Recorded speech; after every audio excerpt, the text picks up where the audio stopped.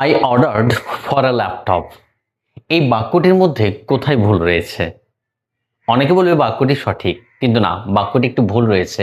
এখানে ফর হবে না, কিন্তু কেন? আমরা জেনে নেব, যদি অর্ডারটা কখনো ভার্ব হিসেবে ব্যবহার হয় তাহলে তার পাশে কখনোই ফর ইউজ হবে না।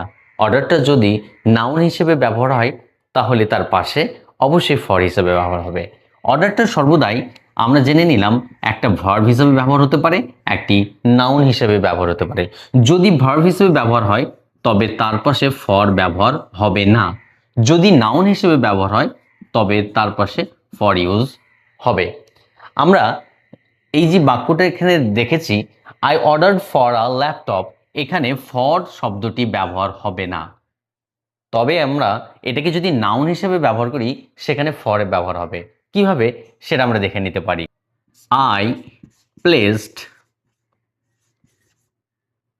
অ্যান অর্ডার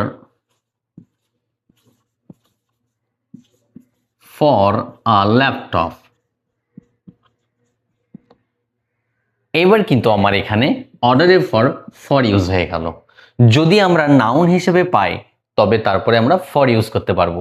যদি আমার সেন্টেন্সে অর্ডার ভার্ব হিসেবে ব্যবহার হয় তবে তার পাশে কখনোই ফর ইউজ হবে না।